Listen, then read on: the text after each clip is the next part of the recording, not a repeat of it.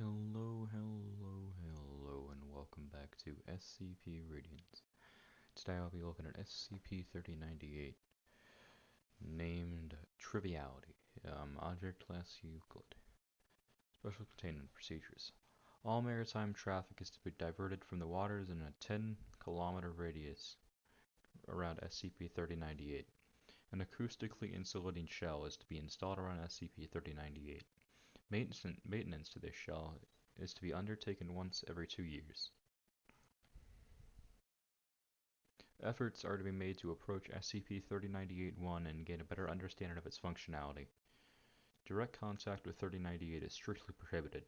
Images of the Martian surface gathered by civilian or government organizations are to be monitored and, if necessary, altered in order to conceal the presence of 3098-1. Civilian and government expeditions to the vicinities of 3098 and 3098-1 are to be monitored by Foundation personnel. Information pertaining to SCP-3098 and 3098-1 is to be suppressed. Plausible explanations for the appearance and effects of SCP-3098 and 3098-1 are provided in the case of an information leak. These include the presence of undiscovered animal species, debris from human activity or geological activity. Description: SCP-3098 is a Nile biome structure attached to the ocean floor. It's located at 46.2 degrees south, 15.3 degrees east, off the coast of South Africa, at a depth of 3,904 meters. The structure is reminiscent of a radio antenna and is about 4 meters tall. When in the presence of sounds in excess of 80 decibels, SCP-3098 will begin to vibrate, producing a sound of pressure level 250 degrees, pressure level 250 decibels and average frequency 17 Hz. Due to its low frequency, this sound is able to propagate across a large fraction of the world's oceans before becoming undetectable, with a theoretical range of around 35,000 kilometers.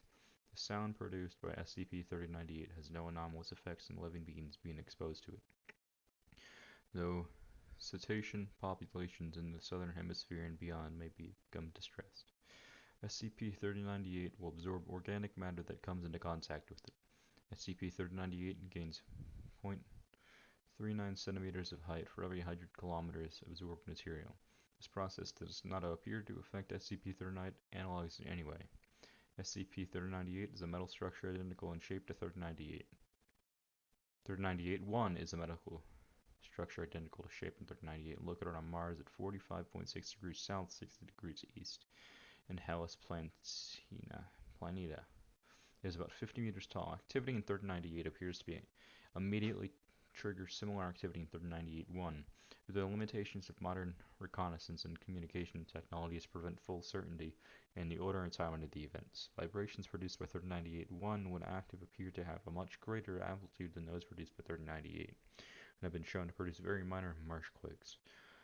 The frequency of vibrations is believed to be identical with that of 3098. Next up is a sound sample produced by 3098. The following is a hydrophone recording the sound produced by SCP-3098. It has been modified so the average frequency is 240 Hz. I'll give you about 5 seconds of hearing as the clip is almost a minute long.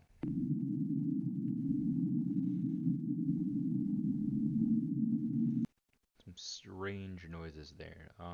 Maybe next time, maybe redo this recording if you feel like I should play that entire sound, if you really want me to. Addendum 3098-1.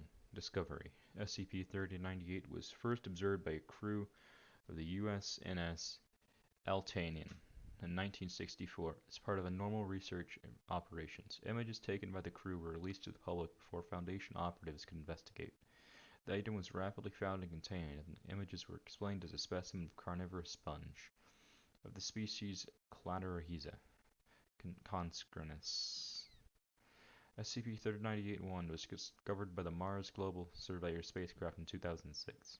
Foundation operatives were able to intercept communications with the spacecraft before any compromising images were successfully processed. The system failure was staged to prevent any further investigation by NASA. Addendum 3098-2. Pending changes to Special Containment Procedures.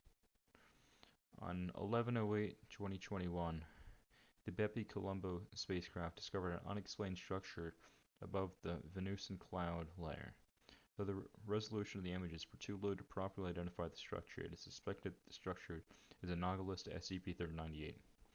On 23/10/2022, the crew of the SCP-3098 discovered a 5-meter tall analog of SCP-3098, which is 46.2 north, 164.7 west on Earth. The precise antipode of the location of SCP-3098. A request for a change of the special containment procedures has been filed, proposing the use of Foundation resources to search more for SCP-3098 analogs. As of 10/2/2030, no further SCP-3098 analogs have been found. Addendum 3098-3, Incident to 3098-1. On 1/12/2030, all known SCP-3098 analogs were observed to become active simultaneously, without any known stimulus. The process produced sound has a constant frequency at 15 Hz. The cause of this event has been ascertained. Not been ascertained. Letter from the senior researcher, Wakchik. To my successor, I apologize for the inevitable feelings of disappointment that will come with this position. I recommend you accept that you will probably not find any answers in your time here. I've already tried everything in my 20 years overseeing research into 3098, and what you've read is all here. The sounds don't seem to be coded, just random noise. It definitely isn't playing back what it hears. In fact, it doesn't seem to be playing anything at all. As far as we can tell, it's made entirely out of solid niobium. No internal workings, no hollow spaces inside. We dug underneath it when we were installing the shell, and we found the node that attached it to the seafloor. It's about the size of an oil barrel. When I saw it, I thought we'd finally crack the mystery. I was certain the acoustic analysis would find an engine or something. Hell, I would have been happy with made of copper instead of niobium, but no, it turned out to be inert anchor, solid niobium like the rest of the structure. It doesn't produce radiation. No secretions, nothing except for sound. Back in 1998, we did some emission spectrometry tests on the antenna.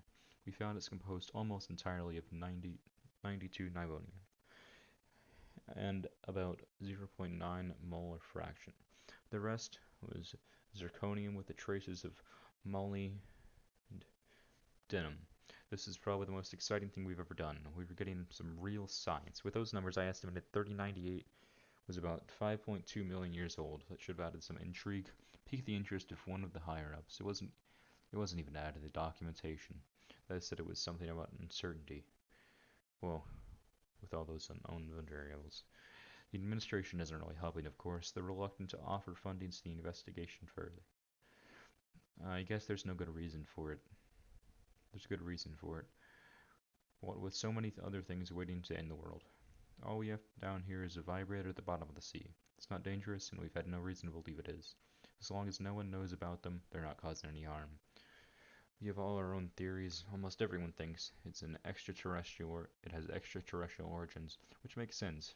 But then it must have been put there for a purpose. Maybe it's a way for aliens to communicate to their terrestrial organisms. If it is, why does it respond with white noise? One possibility that has been gaining traction is the antennae are actually mere projections of much larger four-dimensional structures. Immediately explains everything away.